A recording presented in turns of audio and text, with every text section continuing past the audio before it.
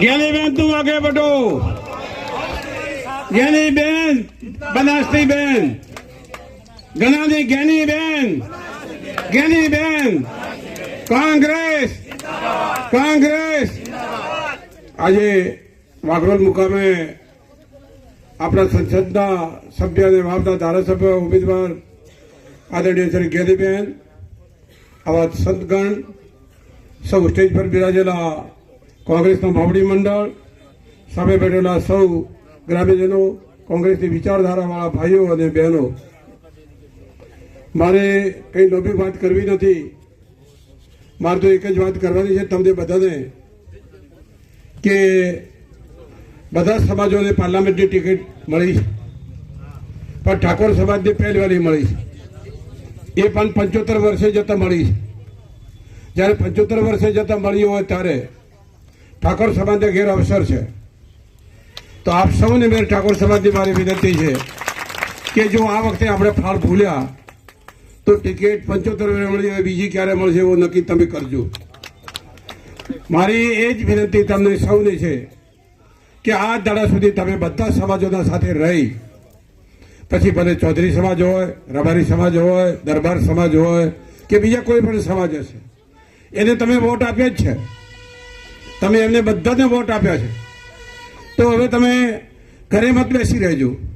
તમે રહેશો કે ભાઈ અમે જ્ઞાનીબેનને જીતાડશે, જ્ઞાનીબેન જીતશે તો એ કાઠું કોપશે. પણ તમે ઘેર ઘેર જશો, બીજી કોમના ઘરે જાઓ, બીજી કોમોમાં જઈને દેસાઈઓમાં જાઓ, પછી બીજોમાં જાઓ, એ કોઈ પણ કામમાં મેઘવાળ સમાજમાં જાઓ, આદિવાસી સમાજમાં જાઓ, આવી 14 બધી 18 વર્ણમાં તમે જઈ અને તમે વિનંતી કરો કે ભાઈ આ વખતે અમને ટિકિટ મળી છે, આ દાડાથી અમે તમને મદદ કરી છે, તો આ વખતે તમે અમને મદદ કરો. એવી વિનંતી કરવી પડશે, હાથ જોડવા પડશે. અને તેમનો જીવ ગળશે. ફોમાય કોઈ આટલું બધું હાજુ નથી કે કોઈ રાજી છે અને કોઈ વોટ આપી દે. પણ ઘરે ને કહેવા જાઓ, કોઈકનો ઘરે આપણે લગ્ન હોય તો કહેવા તો જવું પડે કે ભાઈ અમારા ઘેર અવસર છે ને તમે રામ રામ આવજો, તો એ કહેતો જાય છે.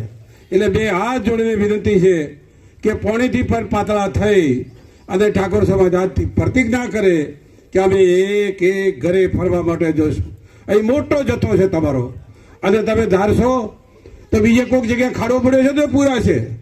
ખાડો છે ને ખાડો વોટરો ખાડો તમારા અહીં ઢગલો થયેલો હશે અને બીજા કોઈક તાલુકા ઓછા મળ્યા હશે તો તમે એ જગ્યાએ મદદ કરી શકશો. તો આ રીતે આપ સૌને મારી બે હાથ જોડે વિનંતી છે. બીજી જ્ઞાનીબેન વિશે હું બે વાત કરવા જાઉં તો જ્ઞાનીબેન ધારાસભ્ય ચાલુ જ છે.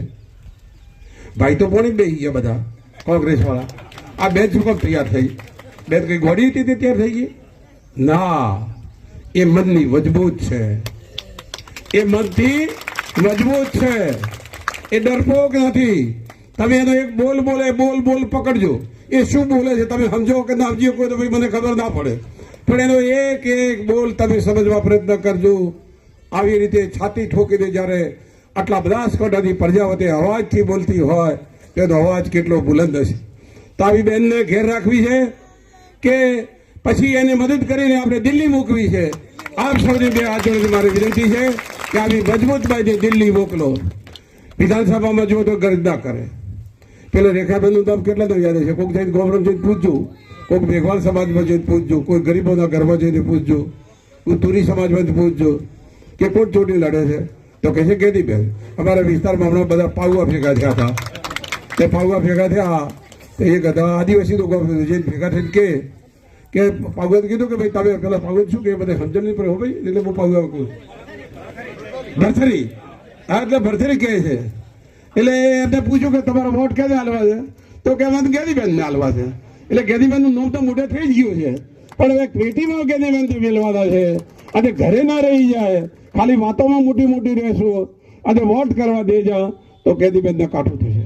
એટલે આપ સૌ આટલો મોટો સમાજ છો, બીજા સમાજોને આજ દાડો તમારા સમાજે મદદ કરી છે, બધાને ઉજળા કર્યા છે. મને ઉજળો કર્યો, દેસાઈ સમાજને ઉજળો કર્યો, કયા સમાજને ઉજળો નથી કર્યો? આ ચૂંટણી પછી તાલુકા પંચાયતની ચૂંટણી આવશે, જિલ્લા પંચાયતની ચૂંટણી આવશે, તો એમને કહો કે કાલ તમારે અમારી જરૂર પડશે. બરાબર છે? એટલે ડર્યા વગર કહો, તમે પણ ડરો નથી, કારણ કે દરરોજ ને તમે આલ્યું છે, કોકને આલ્યું છે.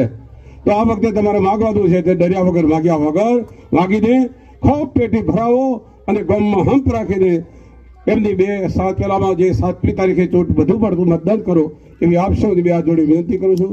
જય હિન્દ, જય ભારત, જય સહકાર.